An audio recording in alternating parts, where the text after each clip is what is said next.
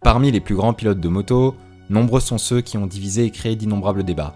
D'autres, au contraire, font d'emblée l'unanimité pour des raisons sportives, mais aussi pour un comportement exemplaire.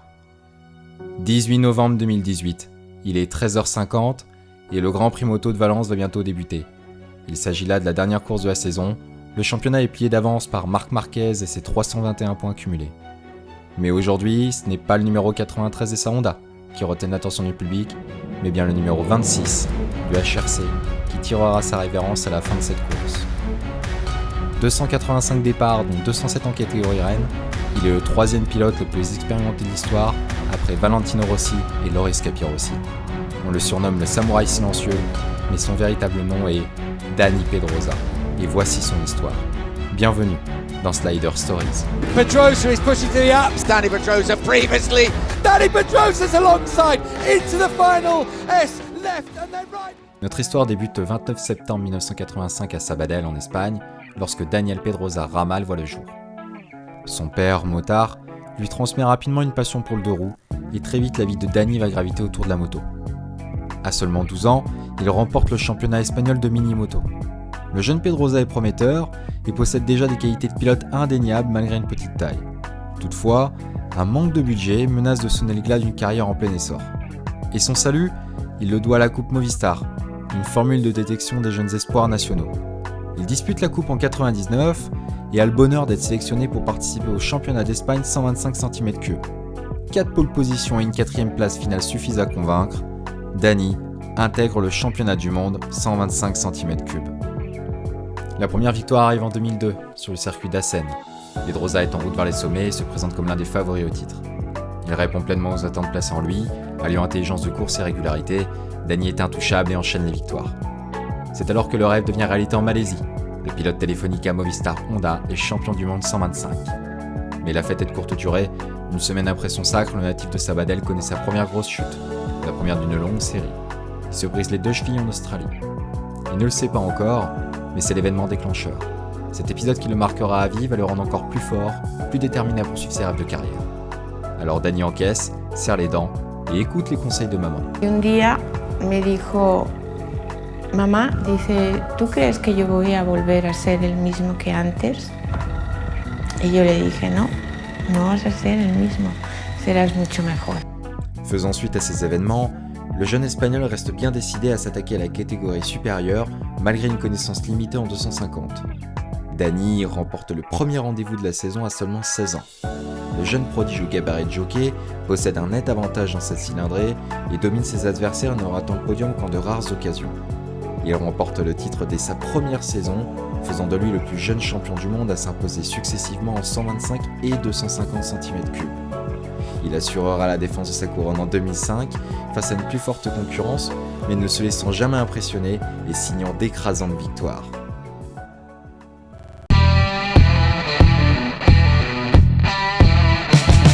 « 2006, l'année du grand bain. Les portes de la catégorie Rennes s'ouvrent à lui et il est temps d'affronter les meilleurs des meilleurs. Il découvre alors des motos plus lourdes, plus grosses, mais aussi plus puissantes. Et franchement, il en faut des coronesses quand on mesure 1m58 au guidon d'un 900 cm3, en face d'adversaires tels que Loris Capirossi, Marco Melandri ou encore Casey Stoner. Et le moins que l'on puisse dire, c'est qu'il ne se démonte pas. Coéquipier de Nicky Hayden chez Honda, à qui il a failli faire perdre la tête du championnat suite à une mauvaise chute au Portugal, il est considéré, tout comme Casey Stoner, comme l'un des principaux rivals de Valentino Rossi. Il remportera 2 grands prix, d'abord en Chine puis ensuite en Grande-Bretagne. Tout se passe bien dans le championnat, jusqu'à une chute lors des essais du Grand Prix de Malaisie, qui l'handicapera jusqu'à la fin de la saison. Dani finira tout de même 4e au Grand Prix de Valence, derrière son coéquipier qui remportera le championnat. Bilan plutôt positif pour le petit prodige espagnol, qui lors de sa première saison aura fait 8 podiums et 4 pole positions. Surveillé de très près par l'ensemble du paddock, Pedrosa s'impose comme un sérieux prétendant au titre faisant taire ses rétracteurs. Car oui, pointé du doigt durant toute sa jeunesse à cause de sa taille, il a dû prouver aux autres qu'il pouvait s'imposer, réaliser l'impossible et faire partie des plus grands. Conducteur élégant, qui arrive à tirer profit de n'importe quelle situation, en 2007 il remporte le Grand Prix d'Allemagne, puis l'ultime épreuve du championnat, ce qui lui offre pour 1 point la place de vice-champion du monde, terminant la saison avec 242 points devant Valentino Rossi. Le numéro 26 impose son style et sait tirer profit des lois de la gravité. En effet, sa petite taille le rend plus léger, lui permet d'aller plus vite et il freine plus tôt que certains de ses adversaires. En 2008, il prend la tête du championnat face à un nouveau grand rival, Jorge Lorenzo, en remportant le Grand Prix de Jerez. Malgré 3 podiums lors de cette saison, Dani manquera la première place du championnat de peu et se fait ainsi distancer par Rossi en terminant 3ème avec 249 points. Dû en grande partie à ses chutes en Allemagne, où il se blesse à la main, au poignet et à la cheville. Cependant, Dani devient rapidement un modèle à suivre. D'abord pour son style de pilotage, mais aussi et surtout pour ce qu'il représente. Un garçon honnête, toujours correct dans ce qu'il fait, patient, connecté à ses sens. Il est également rarement impliqué dans un scandale sur piste. Il réédite cette 3ème place du championnat en 2009, lorsqu'il remporte le Grand Prix des États-Unis, ainsi que celui de Valence. Puis en 2010, il décroche 4 victoires et cumule 245 points au championnat, manquant de peu la place de champion du monde derrière son compatriote Jorge Lorenzo. Il prolonge son contrat avec Honda pour 2 saisons, s'assurant ainsi de disputer la dernière saison des 800 cm3 et la première du nouveau règlement qui fixe un retour des 1000 cm3 pour 2012. Non sans mal, la saison 2011 est celle qu'il faut oublier pour Dani. Lors de l'automne 2010, il se fracture la clavicule gauche et souffre encore de cette blessure lorsque débute la saison 2011, et une nouvelle opération est donc nécessaire. Il commence à aller mieux et remporte le Grand Prix du Portugal, mais il chute à nouveau durant la course suivante au Mans et se fracture cette fois-ci la clavicule droite, terminant ainsi au 4e rang du championnat. Pilote exemplaire et respecté de l'ensemble de ses adversaires du championnat, l'Espagnol est au sommet de son art en 2012. Il parvient même à imposer sa technique de pilotage, celle-ci consistant à mettre les gaz plus tôt, la moto relevée, sa petite taille lui permet d'accélérer plus vite et de gagner en souplesse. Il se bat toute la saison avec courage et passion et obtient 7 victoires. Il n'a jamais été aussi proche de remporter le championnat. Mais ses espoirs s'envolent en Australie lorsqu'il chute sur le circuit de Phillip Island. Ironie du sort, Jorge Lorenzo tombe durant la course suivante. Sans sa chute en Australie, Dani aurait remporté le championnat. Pedrosa confirme cependant chaque année qu'il a le potentiel pour remporter le titre mondial. De 2012 à 2017, il remporte 16 courses et ne termine jamais en dessous de la 6ème place au classement final du championnat. 153 podiums, 112 en catégorie reine, 49 pôles et 3 titres honorifiques de vice-champion du monde MotoGP de 2007 à 2012. En évoquant tous ces succès, vous vous demanderez certainement qu'est-ce qui n'a pas fonctionné, ou encore pourquoi n'évoque-t-il pas un titre.